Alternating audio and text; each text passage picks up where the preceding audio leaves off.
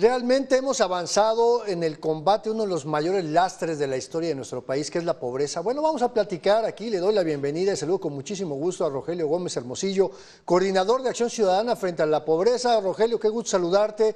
Y déjame preguntarte, tú que eres muy conocedor de estos temas, que has estado inclusive en el ajo desde la administración pública, ¿realmente hemos logrado reducir la pobreza como presume el gobierno federal? Muy buenas tardes, Andrés. Yo creo que sí, o sea, los datos ahí están. Yo creo que esa no es la discusión, si hay 5 millones de personas menos, de acuerdo a lo que dice Coneval. Lo que hay que analizar es cuál es la causa y qué tanto esta reducción modifica las condiciones, digamos, estructurales, las causas de fondo, la raíz de la que surge la pobreza, o esa no se ha transformado. Nosotros acabamos de presentar un balance hoy que muestra que, uno, la mayor parte de la explicación de la pobreza en México viene del trabajo, y dos, que no ha habido cambios en este sistema laboral que produce pobreza. Entonces, ahí está, me parece, no la discusión de si bajó o no la pobreza, sino de si lo que se hizo nos lleva por el camino en el que realmente vamos a poder reducir la pobreza significativamente, porque echar las campanas al vuelo, porque solo 36% de la población no le alcanza ni para lo más básico, no me parece que corresponda a nuestro nivel de economía y a la realidad de nuestro país, y afecta a 40 y tantos millones de mexicanos. Entonces, No, bueno, una persona que no tenga para comer al día ya debería de preocuparnos. Y yo escuchaba con mucha atención lo que presentaban ustedes precisamente esta mañana y me surgían muchas dudas y qué bueno que tenemos la oportunidad de platicar contigo hoy, Rogelio, porque bueno, hay un incremento en el ingreso de las familias por dos vías que yo alcanzo a identificar. Obviamente el incremento salarial, que sí es importante, en más de 100%, y por otro lado el incremento en las transferencias, ¿no? Las transferencias a través de programas sociales, que puede ser a través de las becas estudiantiles o a la población adulta mayor o las madres que pues son jefas de familia, en fin, pues sí hay un incremento, pero en términos de la realidad, pues las comunidades pobres siguen siendo pobres, es decir, pues no hay caminos pavimentados, seguimos teniendo viviendas con pisos de tierra, no hay electrificación, no hay abasto suficiente de los mínimos, ¿no? Pues ya sabes que las refresqueras y las botanas llegan a todos lados, pero no los alimentos básicos. ¿Esto cómo impacta para poder entender esta mejoría en la situación de pobreza de las familias, Rogelio? sí, Andrés, yo creo que es una pregunta bien interesante porque es un problema complejo, ¿no? O sea, lo que dices es muy real, es decir, pero hay que, digamos, los datos que nos dicen. Primero, que la reducción moderada, porque hay que ser muy claros, la reducción moderada de la pobreza que se vivió de 2018 a 2022 tiene que ver con la mejora del ingreso laboral. Que, ojo, no es lo mismo que el salario mismo suba 100% a que el ingreso de todo mundo por su trabajo haya subido 100%. Eso no, por supuesto, no es así. Lo sabemos tú, lo sé yo y lo sabe toda la gente que nos escucha. O sea, el salario mínimo estaba muy abajo y recuperó valor. Eso fue esa es la parte, digamos, del salario mínimo. Lo que pasó en la economía real y en la vida de las personas es que sí, quienes ganaban menos empezaron a ganar un poco más, y en general las familias, los hogares, las personas están ganando un poco más por su trabajo. Eso se nota en los datos y eso es una buena noticia. Ahora, la pregunta es, ¿y esa mejora, que no es de 100%, es mucho menos, y depende de cada hogar y de cada persona, esa mejora lo saca de la pobreza como se mide oficialmente, la pobreza con la línea de pobreza de Coneval? Y la respuesta que dan los datos, Andrés, es que el 68%, dos terceras partes de las personas que trabajan no les alcanza para comprar 2 canastas básicas, no superan el umbral de pobreza para salir ellas y una persona más que depende de ellas, porque esa es la realidad estadística de nuestro país. Hogares de 4 donde trabajan 2, o digamos en términos generales, por cada persona que trabaja, una persona depende de ella, niños, adultos mayores, lo que sea, básicamente niñas y niños. Entonces, se requieren al menos 2 canastas básicas con el ingreso salarial de cada persona. Ese es el punto. 68%, casi 35 millones de personas. Son datos laborales, son datos de la encuesta de INEGI sobre ocupación y empleo. Es decir, no ganan lo suficiente para superar la pobreza. Y más o menos la misma cantidad, no es la misma gente, pero muchas sí es la misma, otras 34 millones, 60% de la población ocupada trabaja sin acceso, sin la afiliación a los servicios de salud y a la seguridad social. Si tú ves los datos de Coneval, esas son las 2 variables más altas, las que más explican la condición de pobreza, las que más inciden, como decir, las que más pesan, digamos, varias cosas pesan, pero las que más pesan son el ingreso y la seguridad, la carencia por acceso a seguridad social en los datos de Coneval. Y lo que te acabo de comentar y acabo de comentar al auditorio es, esas 2 se crean desde el mundo del trabajo, desde este tipo de trabajos que nosotros decimos siguen siendo fábricas de pobreza para millones de personas. Entonces, yo por ahí lo enfocaría. Ahorita, si quieres, hablamos de los programas sociales y de las condiciones de marginación, pero creo que ese es el reto grande de México, porque mira, somos miembros de la OCDE, exportamos cada día 1.5, más de 1.500 millones de dólares, lo que en inglés sería 1.5 billion US dollars. O sea, una cantidad que no nos podemos ni imaginar, ni tú, ni yo, ni nadie en el auditorio. Diario.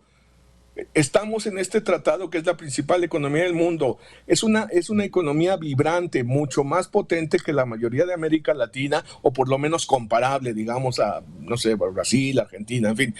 Pero nuestros niveles de pobreza son mucho más altos que los de esos países. Ese es el punto que estamos tratando de hacer, y eso se explica por la situación del sistema laboral, Andrés. Ya lo de los programas sociales, yo digo que es otro rollo, claro. Es otra cosa.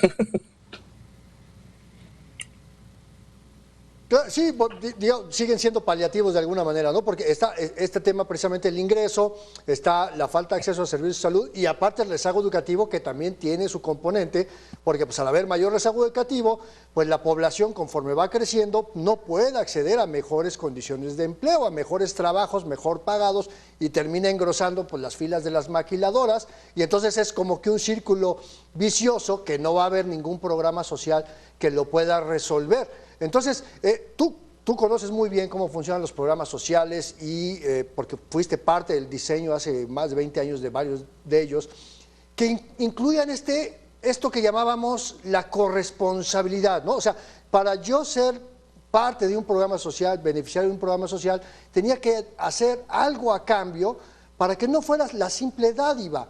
Esto parece que se fue diluyendo con el tiempo y pues genera, digamos, sociedades que están solamente a la espera y corremos también el riesgo del uso político de estos programas sociales. ¿Por qué no terminan de cuajar, Rogelio, los programas?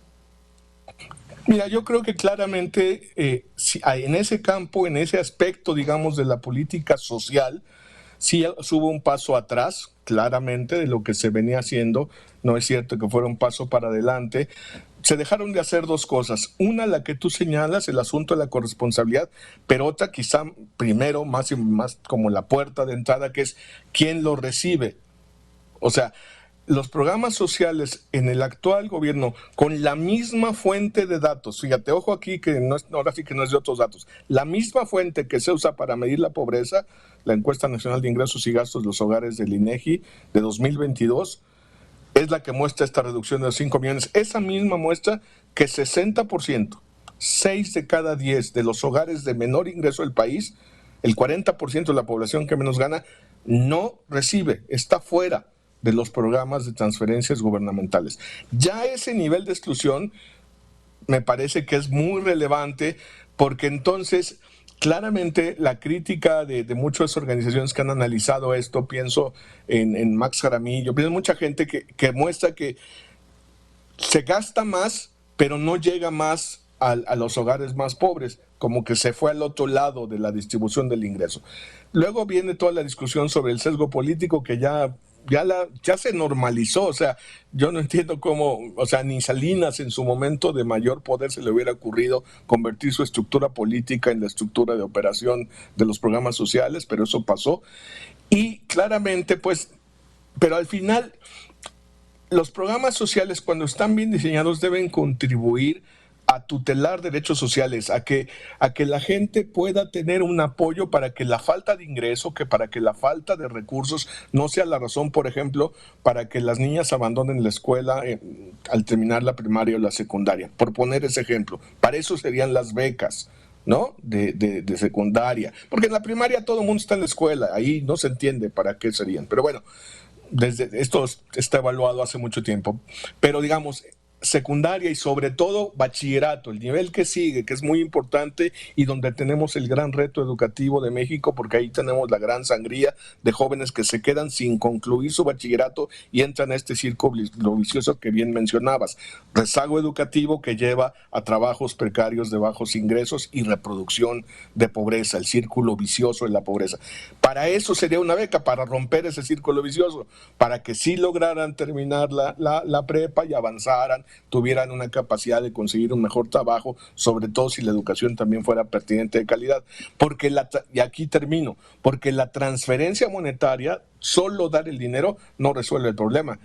Puede, si se le da a la persona adecuada en la cantidad adecuada y con la corresponsabilidad que bien mencionaste adecuada, es decir, que sí esté yendo a la escuela, que sí vaya avanzando en su educación, puede entonces evitar uno de los problemas, que es salirse por falta de ingresos, pero no resuelve el otro, que es que estén aprendiendo, que la calidad de la educación les sirva para desarrollar competencias, habilidades, conocimientos, pues para conseguir trabajo y desarrollarse y ser buenos, bueno, no, desarrollar todo su potencial ciudadano como personas y por supuesto como personas trabajadoras. Entonces, ahí es donde entraría el asunto de los programas sociales y al final, casi sin querer, pero al final siempre acabo en trabajo, ¿no? O sea, todo esto es para que todas las personas puedan salir por su propio esfuerzo. Lo otro es complementario.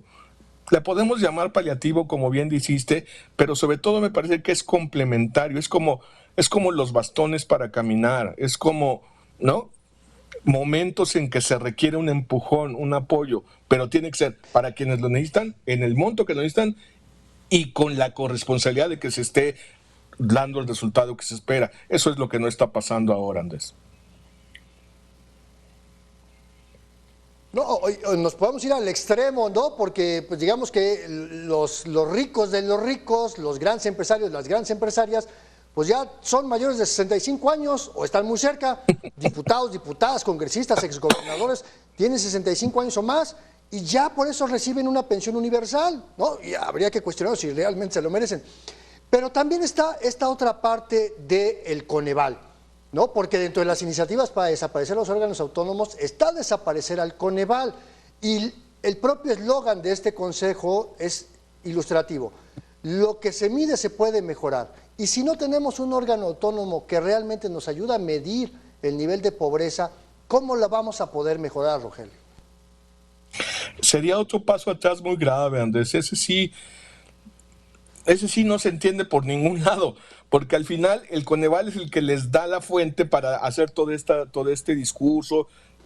Son los datos, hay que aceptarlo, que se redujo la pobreza entre 2018 y 2022 y sería bueno que conociéramos el dato para 2024. Eso le tocaría al Coneval en agosto de 2025, pero tiene que haber Coneval.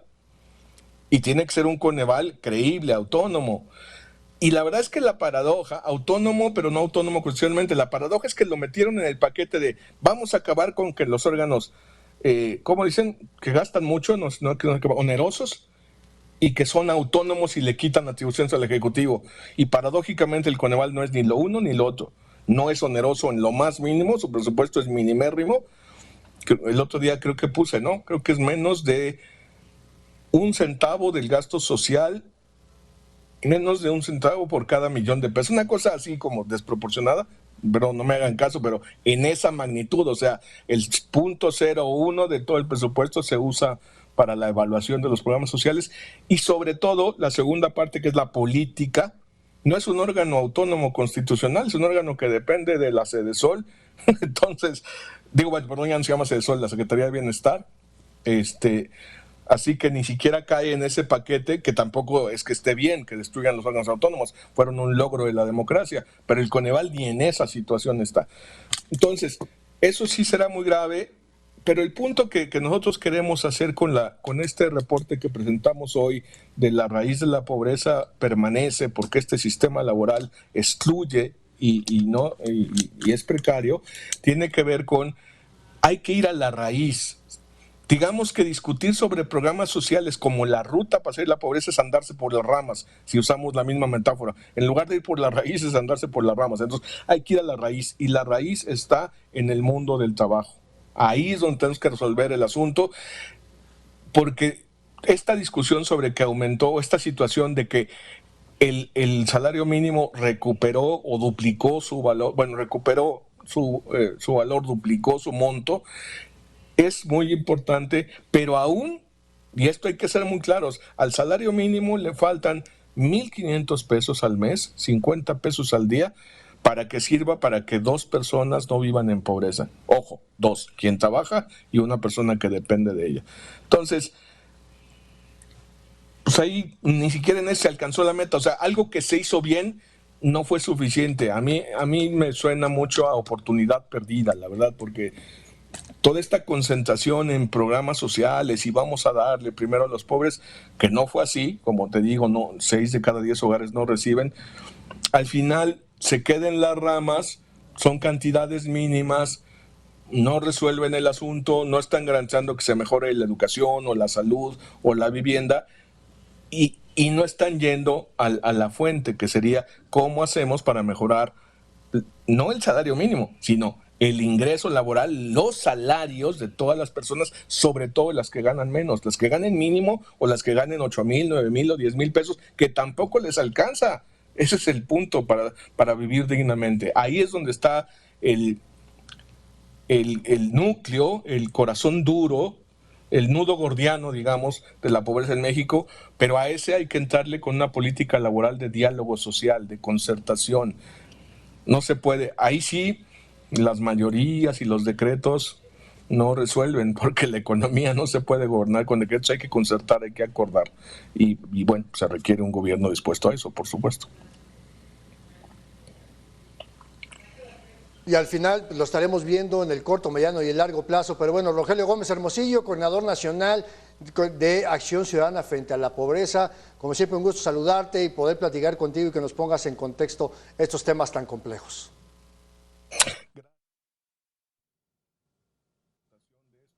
Frente a la pobreza.mx. Muy buenas tardes, Bueno, Andrés. gracias, Rogelio. Y a usted le pido que se quede. Muchas gracias, Rogelio. Y bueno, no se vaya, quédese aquí en Mega Noticias. Tenemos todavía mucho más. Vamos a un corte y regresamos. A debate con Juan Carlos Zúñiga. A debate con Juan Carlos Zúñiga.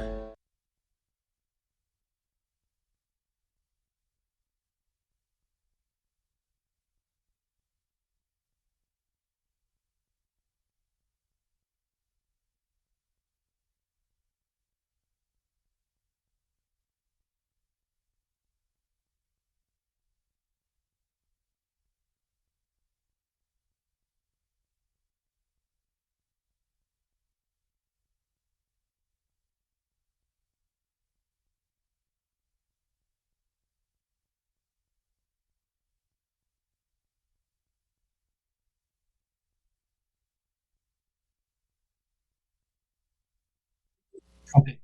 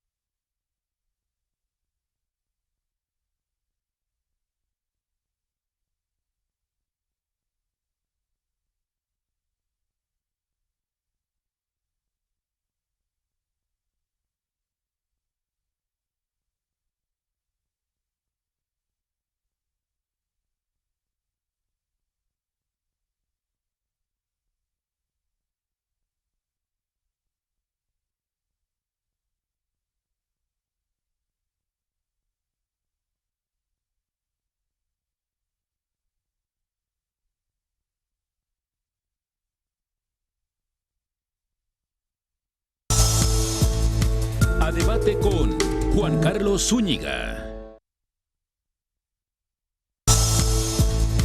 A debate con Juan Carlos Zúñiga. A debate con Juan Carlos Zúñiga. Muchas gracias por continuar en Mega Noticias. Y bueno, uno de los temas que más ha presumido el gobierno, que está ya por terminar la próxima semana, esta es la última semana, es precisamente el combate a la pobreza, esto que hemos estado platicando. Pero parece ser que, como decía Rogelio Gómez Hermosillo, la cobija no alcanzó para todo el mundo. Vamos a ver esta historia.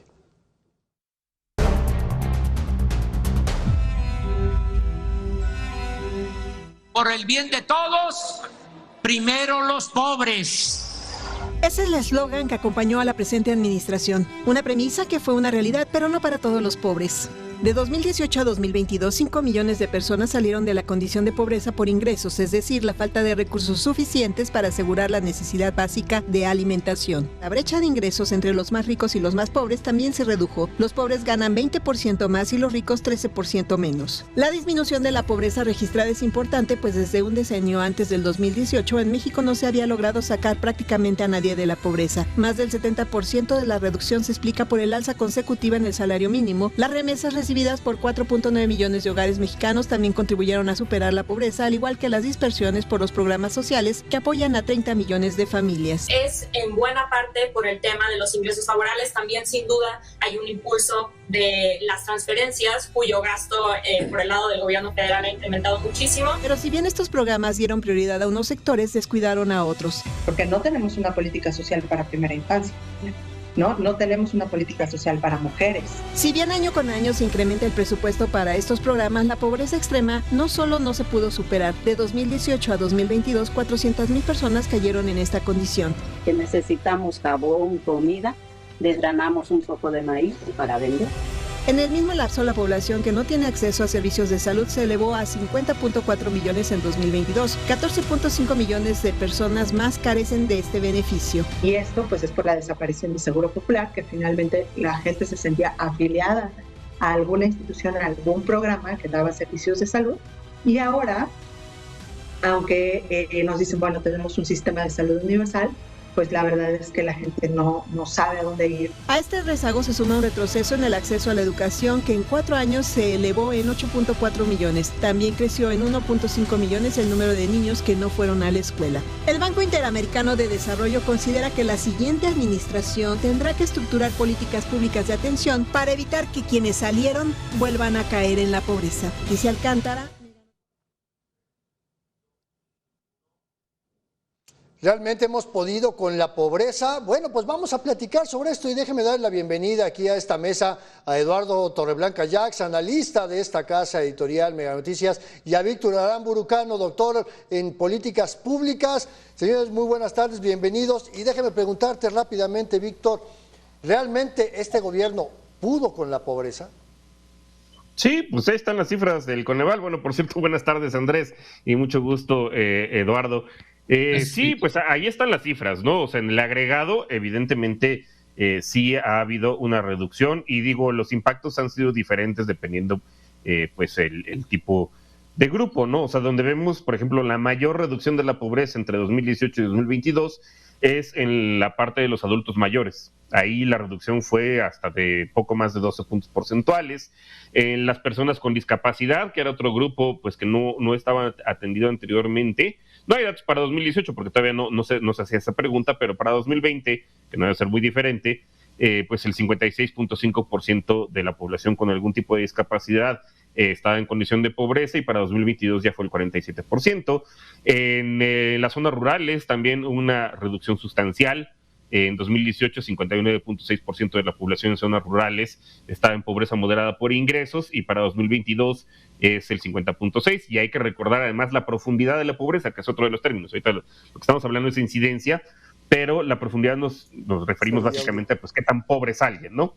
Entonces, la pobreza en las zonas rurales, sobre todo zonas indígenas, es donde tiende pues, a ser más profunda, ¿no? O sea, una pobreza que es más grande. Y ahí es donde también hubo una reducción sustancial. Y bueno, también lo hemos visto en el caso de mujeres en pobreza moderada por ingresos, también hubo reducciones sustanciales. En los jóvenes, que también era otro sector de la población que no era atendido, en 2018 el 45.7% de los pobres estaba en pobreza moderada, y ya para 2022 se redujo a 39.9%. Entonces, sí hay evidentemente algunos pendientes, digo, ya si vemos en el caso de la pobreza urbana, aunque sí hubo reducciones, pues hay que todavía poner un énfasis mayor ahí. Y estaba oyendo la intervención anterior de Rogelio Gómez Hermosillo. En buena medida sí coincido parcialmente con él. Esta reducción se debió pues a una recuperación histórica que no había sucedido. Por cierto, él fue funcionario con Vicente Fox, coordinó el programa de oportunidades, o sea, me da gusto que haya cambiado de opinión, es de sabios cambiar de opinión, pero pues ojalá hubieran puesto en práctica esa política de subir los salarios mínimos y no deprimirlos como sucedió en el sexenio de Vicente Fox, y no solamente dedicarse a dar transferencias, ¿no? A grupos ultrapobres. Pero sí, efectivamente, gracias al salario mínimo, pues muchos de estos avances se dieron, pero no solamente ahí, porque en parte, sobre todo en el caso de los adultos mayores y de las personas con alguna discapacidad, pues no se les considera población económicamente activa, aunque todos sabemos que tienen que hacer algún tipo de trabajo, ¿no? O sea, vamos a un supermercado y vemos a una persona adulta mayor pues casi siempre empaquetando, o a una persona con discapacidad, si sube uno al metro, pues va uno a ver a varias personas con debilidad visual vendiendo algún artículo. Tienen que trabajar, ¿no? O sea, porque pues de alguna forma no alcanza la transferencia. Sin embargo, lo que vemos pues es que estas reducciones en pobreza por ingresos de ambos grupos poblacionales, pues en buena medida se debe a las transferencias. O sea, que sí hay una complementariedad. Evidentemente quedan retos, a lo mejor probablemente vamos a hablar de ellos, que sobre todo tienen que ver con los ultrapobres, que es gente que vive en las zonas más alejadas, más marginadas, en ejidos y en localidades de muy pequeña población, a los cuales pues históricamente ningún programa les ha llegado, también eso hay que aclararlo, y por eso es que se ha invertido, porque eso es que el gobierno ha invertido fuertemente en la construcción de esta red de bancos del bienestar para poderles hacer las transferencias y que tengan inclusión financiera y que no sean presas de la usura de ya sabemos qué tipo de banco, si es que hay, ¿no? Llega a haber en esas zonas. Pero bueno, yo diría sí, efectivamente. O de los partidos políticos, ¿no, Víctor? ¿No? También. Pues ojalá llegaran los partidos políticos, porque pues vuelvo a lo mismo. O sea, si llegan los partidos políticos, llega el gobierno. El problema es que en estas zonas, pues históricamente había un dicho, ¿no? Que decía que a lo mucho lo que llegaba era la Coca-Cola y el Bimbo y el PRI, ¿no? Y muchas veces ni eso. O sea, programas como Oportunidades, justamente partiendo de eso, Víctor, nunca llegaron. ¿no? Porque pero justamente eso, ¿no? O sea, si el principio es que por el bien de todos, primero los pobres, y seguimos teniendo esos pobres extremos que siguen sin recibir nada, pues ahí hay un tema muy importante, ¿no? Y déjame preguntarte, Eduardo, porque hablamos sí de el incremento salarial, de que se resuelve un poco la pobreza por ingresos, pero bueno, el salario mínimo no lo recibe la mayor parte de la población. De hecho, el trabajo en el sector informal supera a los empleos formales.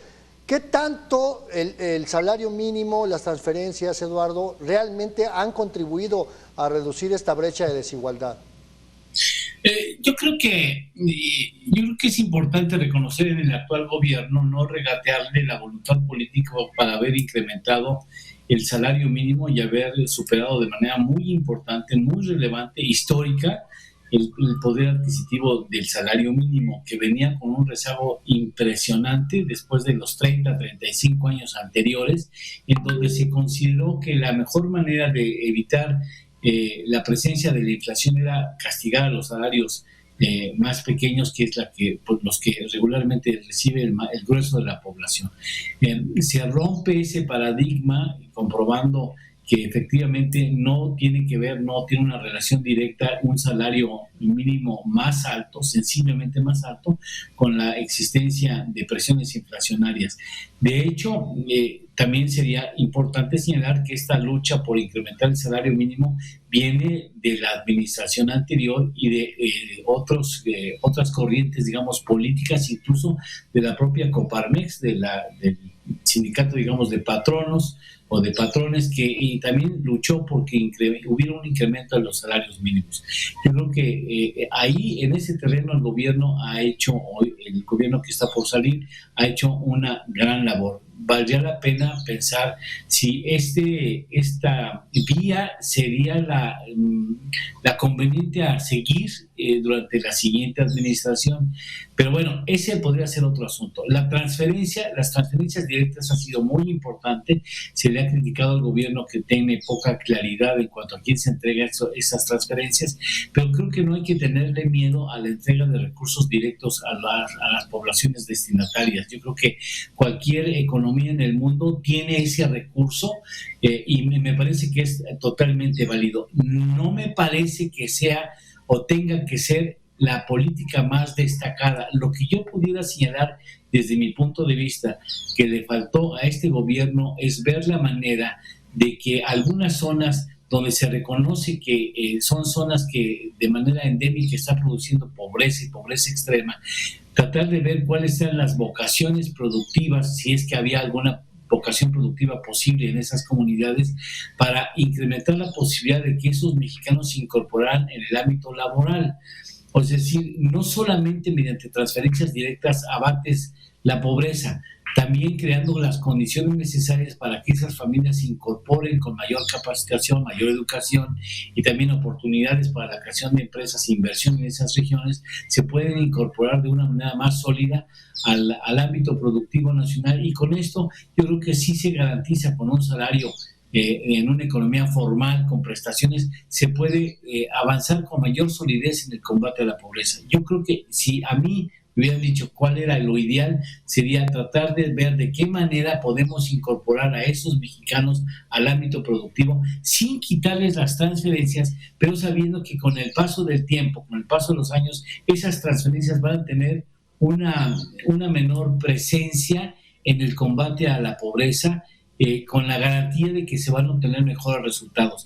Hemos tenido buenos resultados en la presente administración, no me parecen suficientes, a mí no me parecen suficientes como para hacer una fiesta. Sin embargo, no hay que menospreciar lo que se ha logrado, y ojalá en la siguiente administración no solamente haya continuidad en estas políticas, sino también mayor creatividad para impulsar que esos mexicanos puedan incorporarse a la vida productiva y su rescate de pobreza y pobreza extrema sea más sólida. Yo creo que hay mucho que hacer todavía.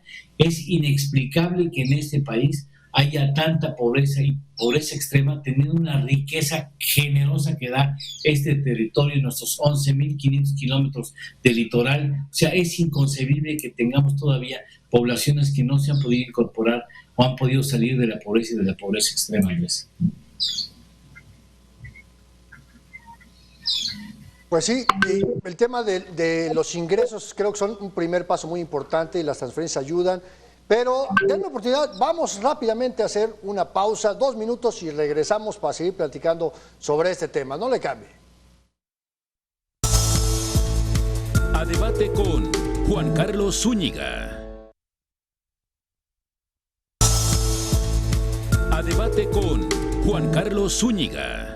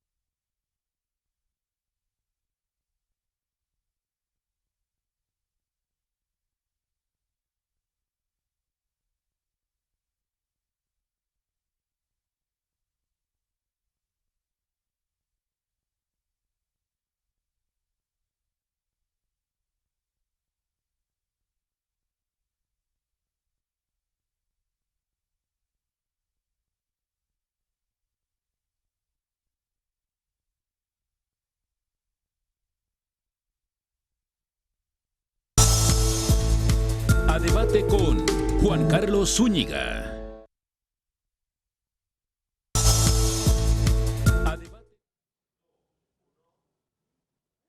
Gracias por continuar en Mega Noticias. Seguimos platicando con Víctor Aramburu, que es doctor en políticas públicas, y con Eduardo Torreblanca Jax, analista de Mega Noticias, analista financiero, y hablábamos de cómo los ingresos han ido pues paliando un poquito las condiciones de pobreza. Pero hay otro aspecto que también ayuda a medir la pobreza, que son las condiciones de vida, el acceso a la salud, la educación, la infraestructura, la energía eléctrica, pues que haya agua potable, todo este tipo de servicios. ¿Qué tanto hemos avanzado en este renglón para ir reduciendo los niveles de pobreza y sobre todo la pobreza extrema? Voy contigo, Víctor.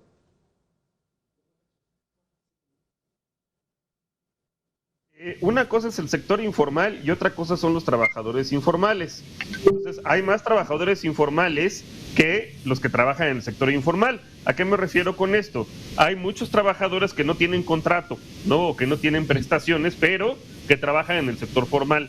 Estos, por ejemplo, serían pues meseros, ¿no? La clásica de su propina es mi sueldo, o personas repartidores, por ejemplo, ¿no? Que ahora se ha puesto mucho de moda.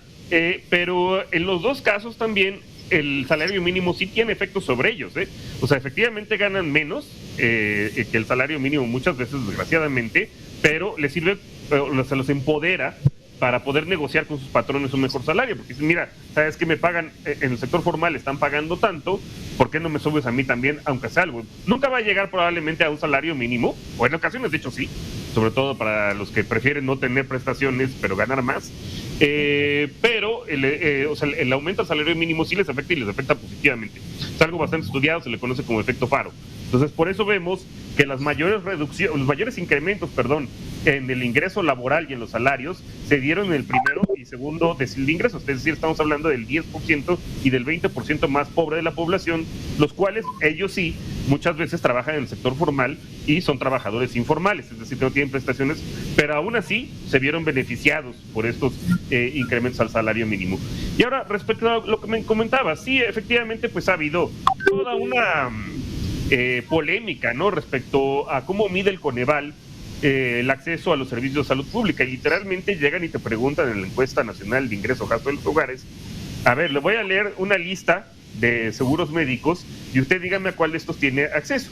Mucha gente, como se puso en marcha el INSABI en su momento, simplemente no lo reconocía, y en cambio el Seguro Popular tenía un gran conocimiento después de 2 sexenios de estar duro y dale en todos los medios de comunicación, pues al menos la gente conocía el nombre, ¿no? Entonces cuando llegan y te preguntan, digo, ¿usted tiene acceso al Seguro Popular? Sí. ¿Usted tiene acceso al INSABI? Pues quién sabe, ¿no? O sea, literalmente, como lo decían en su momento. Pero eso no implica que haya habido, que también como se dice, una gran destrucción del sistema de salud, porque eso no es cierto. O sea, si hubiera habido una gran destrucción del sistema de salud, la esperanza de vida, aún con la pandemia, es más alta que en 2018.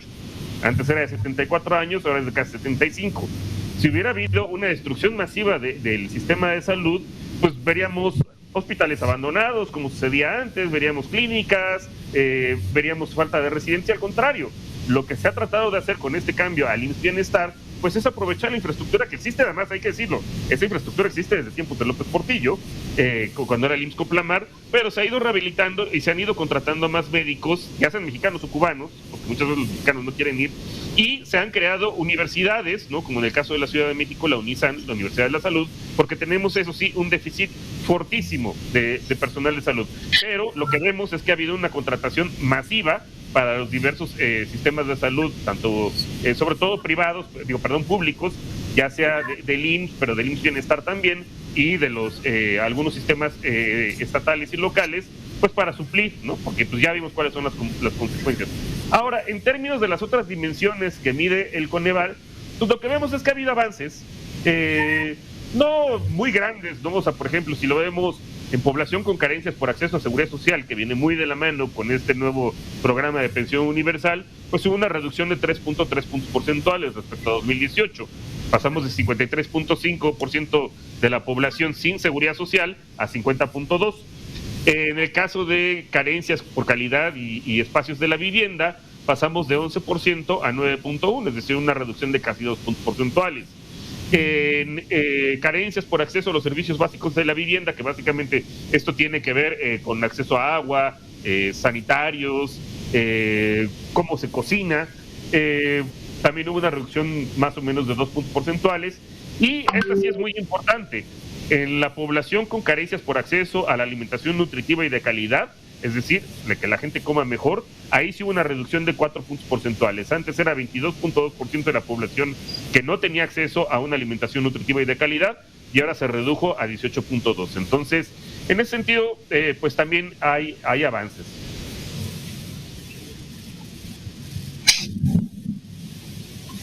Pero pareciera que son avances muy pequeñitos, ¿no, Eduardo? O sea, hablar de 5% menos, pues como que todavía tenemos una alta población que enfrenta graves carencias, ¿no?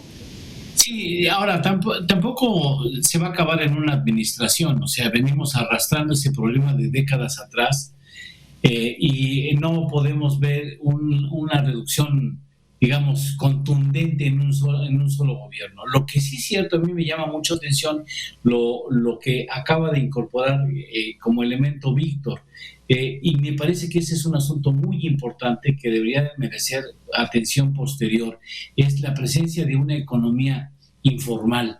Es inconcebible que sigamos con el grueso de los trabajos en la economía informal.